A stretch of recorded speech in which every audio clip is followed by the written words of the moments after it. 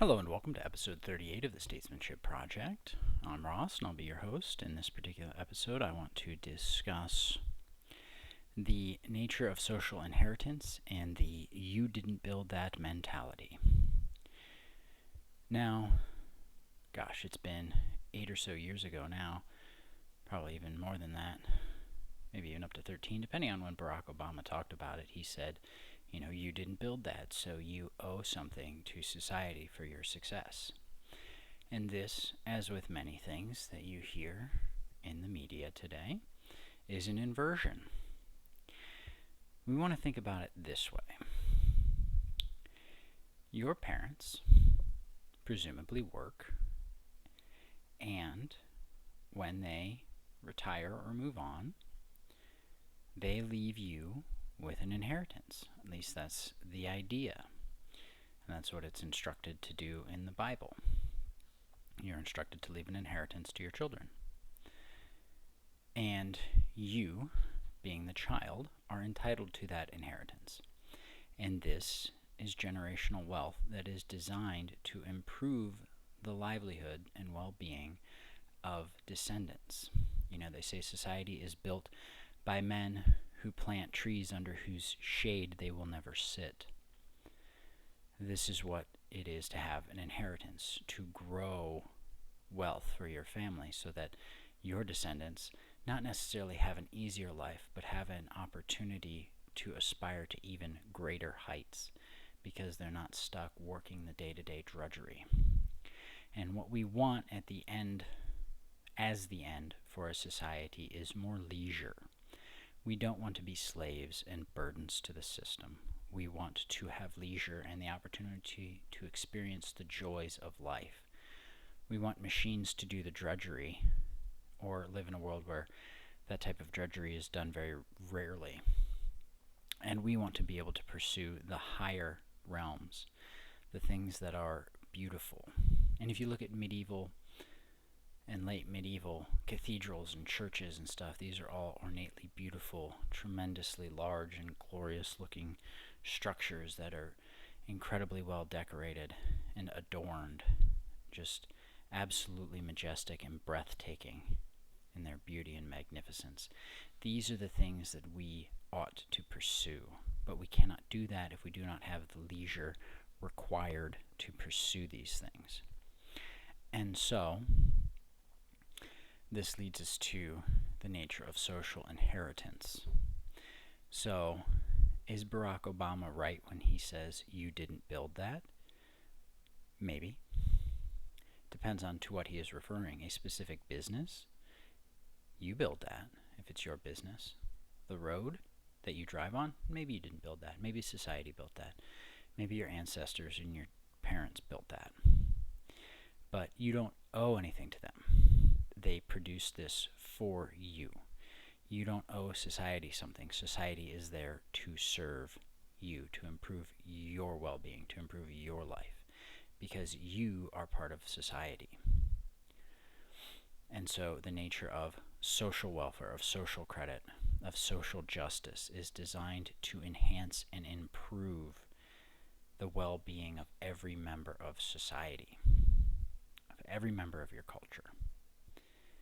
And of course this gets so easily subverted and inverted because in America we have no idea what it means to have a culture or a society or a people or a nation that is ours.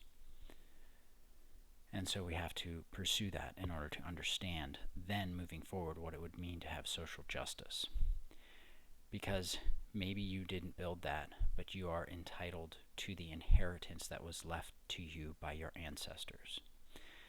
So when our forefathers came to this country, there was nothing here.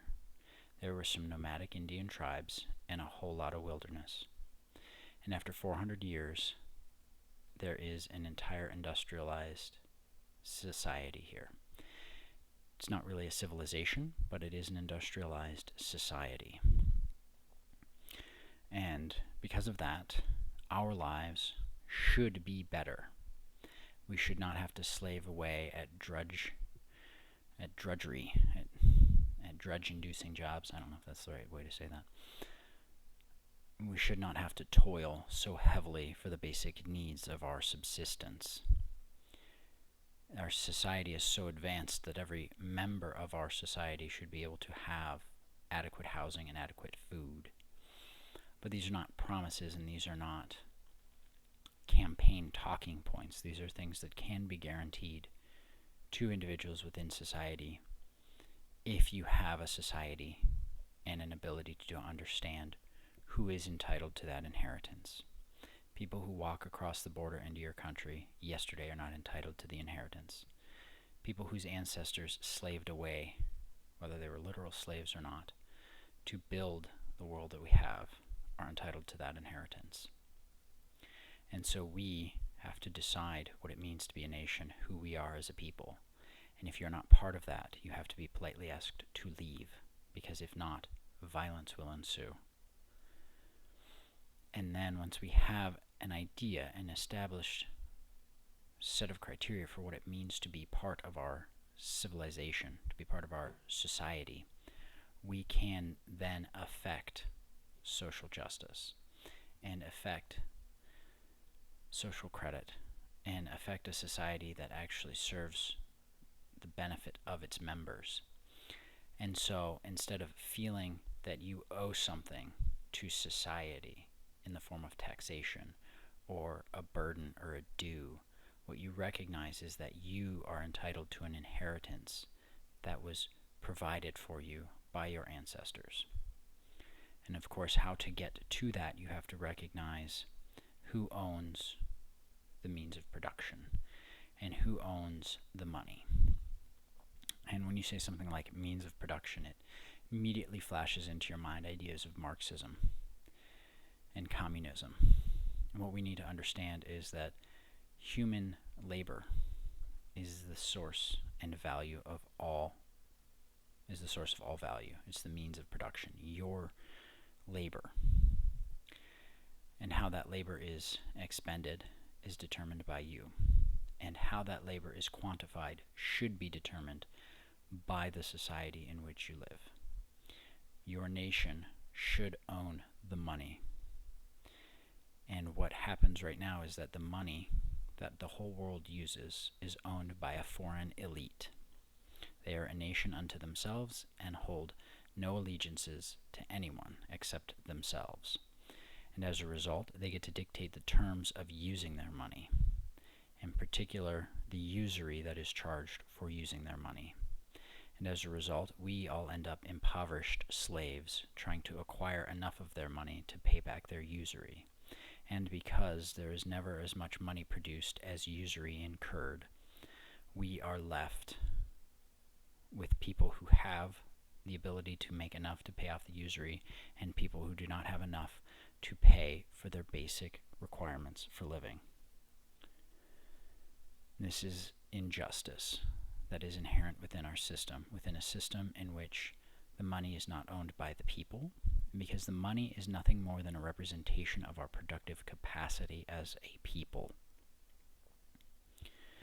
And when we do not own the money, we do not own our own productive capacity, and are therefore forced to slave away, to work soul-destroying jobs that allow us just enough time to consume the meager resources that we are able to accumulate through the toil that we endure, instead of being able to pursue the good and the beautiful and the true, which is what we are here for.